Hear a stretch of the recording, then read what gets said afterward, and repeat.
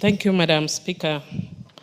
Madam Speaker, I would want to thank the mover and wish to support with reservations.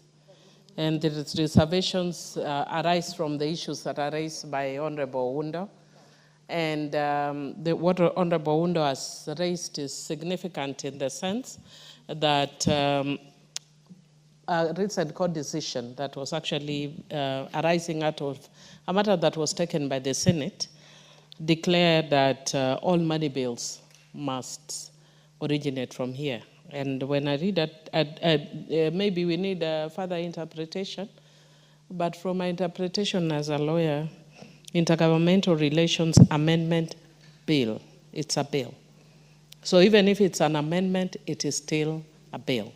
And if it's going to cost expenditure, that makes it a money bill. So it should have actually originated from here. In substance, I agree with the issues that are raised here. But again, just to emphasize on what some of my colleagues are raising here, that as much as we are putting emphasis on this agency and institutionalizing the Assembly's forum because they've been having it, which are not bad things. But the problem is that in Kenya, we are getting paralyzed by analysis. We do too much analysis, we have too many conferences, we have too many meetings. But we don't focus on the things that truly matter. And when the things that truly matter, which have actually been raised, some of the things that have been raised by Honorable Mwenje, is that Honorable Raila Odinga pushed very strongly for devolution because he knew that devolution would make a difference. But now if you look, and I've been very impressed looking at what the Senate committee led by Senator Kajwang has been doing of late, and I've been wondering, is it that they're being televised now? Is it that I'm watching them now? Or why is it that they seem to be doing work a bit differently now?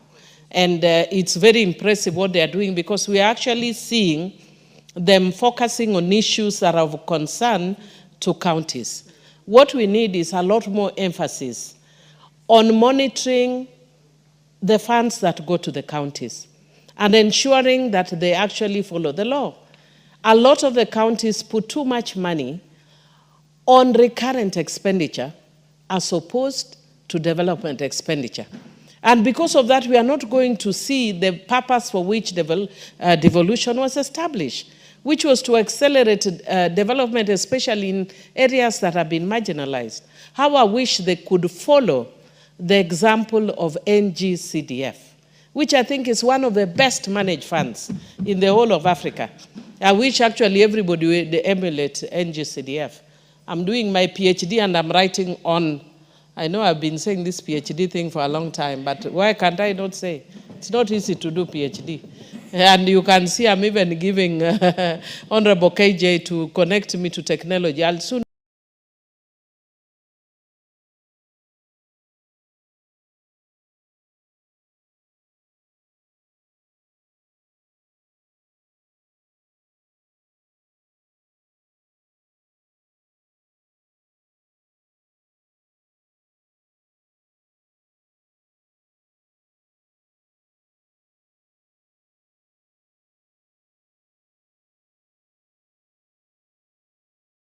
as soon as I finish contributing, think about NGCDF. And these are not performing to the level that affected. And therefore, many people think that the counties are not performing because the money they should be given should be CDF money. CDF money is a drop in the ocean. If you compare the money that governors are receiving, CDF money is a mere drop. Yet CDF money, you can actually see what this infrastructure that is being done. And why is that? Because CDF has very little recurrent expenditure. And because of the structure that has been put in CDF and the monitoring, I think it's the only fund that is audited by 3 different agencies as opposed to any other fund. Why can't we have the governance funds also audited by 3 different agencies? What I'm hoping Senate could bring is a law that strengthens devolution based on experience. Based on experience, they should now be telling us, these are the loopholes. These are where there are challenges. And I know some of the governors will not say it, but part of the reason that they have ghost workers is because people are putting too much pressure on them for employment. And because people are putting too much pressure, they can't do anything but force those ghost employees. But if we pushed and insisted on systems and the law to be followed, then it doesn't matter how much pressure is put. Like for MPs who are here, it doesn't matter how much pressure is put on you. You are not going to employ anyone with NGCDF. How? Where do you get the strength or energy or the law? Where? How do you start? There is no room to employ anybody under NGCDF because the system is solid, the system is structured. Of course, there may be one or two who might sidetrack the system, but I always ask people, for a member of parliament to be able to go and steal money, you know who you are, you actually have to connive with? You have to connive with your fund account manager, you have to connive with your chairman, and you must connive with the project management committees. All the way to the district accountant. To the district accountant. So really, by the time you are doing that, you shouldn't. Yeah, and the national board and treasurer.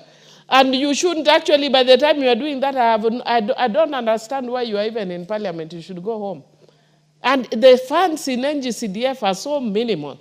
If you look at the amount of money that is used for constructing a class, who wants to follow that money to, really, who wants to steal that kind of money? But what I'm saying is that I'm hoping that Senate would be telling us that based on this year of experience with devolution, these are the areas where we are seeing their gaps. They have indicated here, we need this agency, we need the forum. It will help in exchanges and all that, and good practices, and functionality. But where is the law that is ensuring that more money goes to development and infrastructure and not on recurrent expenditure? And that is why, Madam Speaker, I'm just concerned that even as much as we are doing this, this is really Panadol for really for fatigue. But we need Senate to give us medicine to start working around cancer treatment. Because some of the counties, it's not all of them, but unfortunately quite a number of the counties are not performing very well. That's a reality. And we need, you know, like I was seeing the other day when the matter was before the Senate on Busia County. And some of the issues that were arising there, honestly, there are things that should not even reach at the national level. I know the Busia County governor is my very good friend and was my neighbor in parliament. And I don't think it is him who is doing that. But because we don't have tightened structures, then it is very easy for systems that are really poor, you know, to take root in counties. And that's why we are having challenges. If you ask these members, maybe for people like KJ it might be a bit different, because you come to Nairobi and they already have classrooms in most of the places. But in our areas where there are no classrooms, rural constituencies, there are no classrooms, there are no dining halls, there are no, you know, I know KJ wants to raise a point of order, but you can't compare Nairobi. It is actually a point of information. Okay. Do you wish to be informed? I wish to be informed. And note you have only 30 seconds remaining. Honorable KJ. Honorable Speaker, and I beg for you to preserve some time for the Honorable Millie Odhiambo, just to inform her that if there is an education crisis in this country, it is within the city. And this is coming from the Member of Parliament who is hosting the largest primary school by population, Ndurarwa Primary School, which is now at around 7,000 learners who are admitted to one compound that they are sharing with the DCC, the constituency office, the DSEC, the community center, to a point where last year we had to come to this house and plead with the members to consider us affirmatively so that we may be able to remedy the situation in the schools within Nairobi City County, where our systems and our classrooms had been condemned as unfit for human occupation. Some were that were last handled in the era of the Councillor Margaret Kenyatta when she was the mayor of Nairobi. Madam Speaker, the situation in the rural areas cannot get anywhere near to where the Nairobi city is. When you look at the situation in the area of the mountain, people are closing down schools. Where do you think those learners are? Rural-urban migration has brought a problem untold to the city. So I understand the point that she wants to bring, but I'd like to inform her that the Honorable Mwafrika here and myself are handling a situation of educating the children who are coming from the rural areas and coming into Nairobi in a place where we do not have the facilities. And I thank you, Madam Speaker, and thank Honorable Millie for accepting to be informed. Honorable Millie, 2 minutes. Thank you, Madam Speaker. Madam Speaker, I think it would be nice for us to visit each other's constituencies.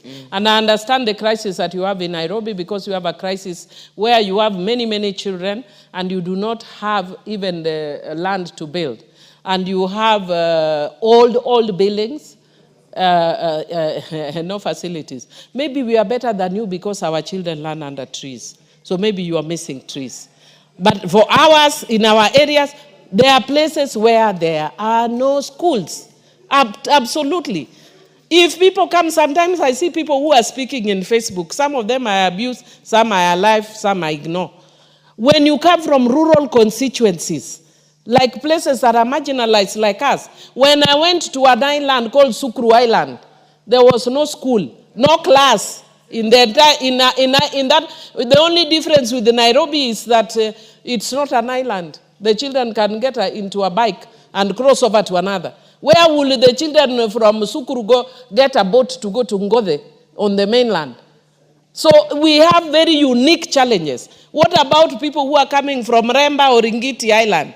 We have very, very strange challenges in rural constituencies. And when you hear people, you know, these young people of Nairobi, kujeni mashinani, so that you see real life, real poverty, real challenges. Madam Speaker, recently I broke down at an international conference when I was talking. I have to get therapy. The challenges we face in doing our work, I don't think people understand. We face a lot of challenges. If you have a heart for humanity, the problems we face in our communities will break you. Will break you. I don't think people know what we go through. So Nairobi iko na shida, lakini yetu, sorry for breaking rules. You have made your point. Member for Karachuonyo, Honorable Andrew Okuome.